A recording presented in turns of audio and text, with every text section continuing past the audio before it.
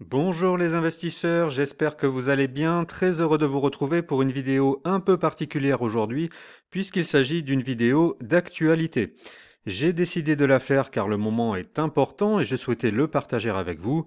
Quel est ce moment? Eh bien, tout simplement le déclenchement d'un signal important sur Bitcoin que nous allons décrypter ensemble. Mais avant cela, le générique.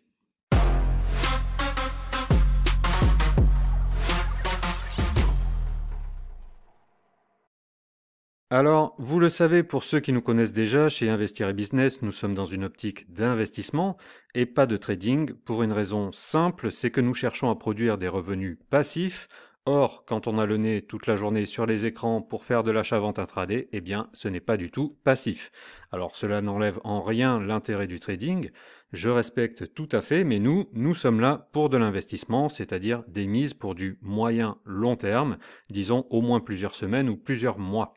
Et il se trouve que Bitcoin vient de donner un signal important aux investisseurs, celui d'une probable reprise haussière dans un avenir proche, ce qui signifie qu'il s'agit d'un très bon moment pour acheter du Bitcoin. Avant de regarder ce signal à la loupe, je souhaite vous dire que nous avons sorti récemment une nouvelle formation qui se nomme 10 indicateurs Bitcoin pour savoir quand acheter et vendre.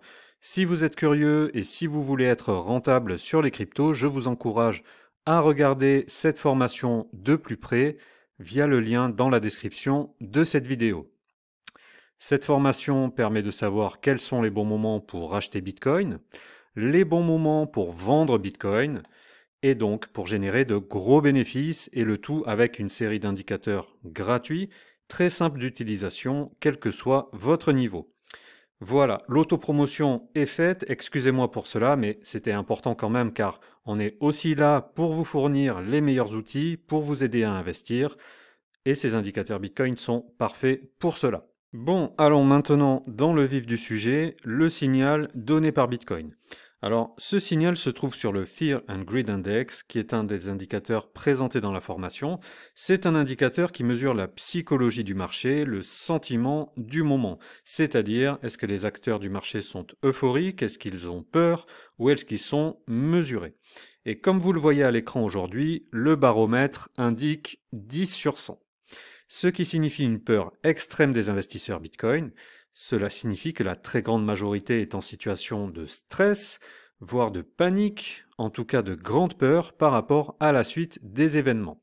Cela signifie que la grande majorité vend ses bitcoins, souvent à perte, que la grande majorité clôture ses positions ou ouvre des shorts en pensant que Bitcoin va continuer à chuter.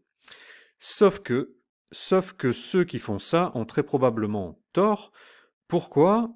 Parce que quand on prend un peu de hauteur, deux points sont importants à comprendre. Le premier, c'est qu'il est rarement bon de vendre une fois que la chute s'est produite, car c'est trop tard. Il faut vendre quand les prix sont hauts et que les gens sont euphoriques, et pas quand ils sont bas. Quand les prix sont bas, c'est au contraire le moment d'acheter. Alors, à minima, si vraiment vous voulez vendre et sortir du marché, il vaut mieux attendre un retracement de la dernière baisse. Ce sera toujours ça de gagner. Le second, c'est que si on regarde l'historique du Fear and Greed Index, un baromètre à 10 correspond très souvent à un bottom de marché. Quand le Fear and Greed a atteint 10, le marché s'est ensuite retourné pour repartir à la hausse. Ce fut le cas en décembre 2018, comme nous le voyons ici, en mars 2020 ou encore à l'été 2021 lors du dernier gros rallye baissier. Si l'on reporte ces dates sur le graphe, vous voyez que ça correspond à chaque fois au bottom avec ensuite des phases haussières importantes. Ce fut le cas ici, ici, ici et on espère maintenant ici. Donc en partant de ce constat, on peut considérer que la probabilité d'un changement de tendance est forte dans les prochains jours. Pour une raison simple, c'est que le marché n'a pas les moyens de faire gagner tout le monde. Donc, si la très grande majorité vend ou short le marché, si la grande majorité pense que ça va encore baisser, il est probable que le cours va rebondir pour piéger toutes ces personnes et repartir à la hausse en profitant du fait que le train est déchargé d'acheteurs. Je vous donne un autre élément qui conforte cette hypothèse. Si l'on regarde l'Open Interest, on voit que pour l'échéance du 28 janvier, alors je vais me mettre sur l'échéance du 28 janvier. Le max pen price est à 50 000 $. Alors, qu'est-ce que cela veut dire? Sur le marché dérivé, vous pouvez faire des paris sur le prix de Bitcoin. Je simplifie pour aller vite, mais pour résumer, vous ouvrez des positions à la hausse ou à la baisse en pariant par exemple sur le fait que BTC sera au-dessus ou au-dessous de tel prix à telle date. Si vous avez raison, vous gagnez de l'argent en empochant la différence entre votre prix d'achat et votre prix parié. Sinon, vous perdez en payant le prix d'une assurance que vous avez contractée lorsque vous avez posé votre pari. L'intérêt pour les market makers, c'est donc de faire perdre un maximum de parieurs, que ce soit à la hausse ou à la baisse, en calls ou en puts, pour empocher un maximum de primes d'assurance. Et là, pour le 28 janvier, le cours de Bitcoin qui fait perdre le plus de parieurs de calls et de puts, c'est-à-dire le max pen price, est à 50 000 $. Donc, il est intéressant pour les market makers d'amener le cours de Bitcoin à ce niveau pour la fin janvier. Dans tous les cas, le marché n'a pas intérêt à se retrouver sous les 42 000 $, qui est le prix actuel, car cela ferait gagner beaucoup de gens qui ont mis des puts sous 42 000, comme vous le voyez ici. Allez, dernier tip pour la route, je reviens sur le graphe de Bitcoin, je trace le Fibo de tout le dernier mouvement haussier, de l'été dernier jusqu'à début novembre. Et nous sommes désormais dans la zone de rechargement de longue, c'est-à-dire entre les 0,618, 44 200 $ environ, et 0,786, les 37 400 $. C'est une très bonne zone d'achat, notamment pour les baleines qui devraient en profiter pour recharger leurs bags.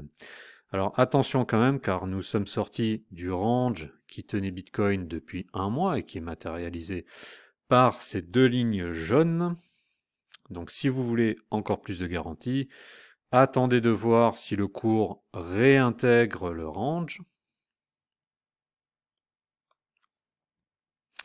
Auquel cas, ce serait un nouveau signal très important, annonciateur d'une reprise haussière.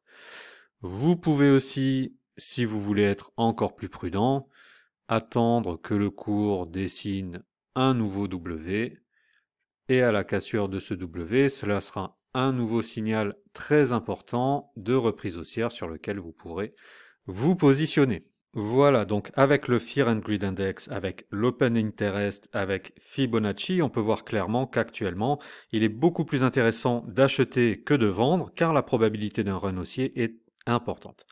Il me reste à vous remercier pour votre attention. Si cette vidéo vous a plu, n'hésitez pas à la liker et à vous abonner à la chaîne. Je vous rappelle que notre formation aux indicateurs Bitcoin est accessible via le lien dans la description de cette vidéo. Et je vous dis à très bientôt sur Investir et Business.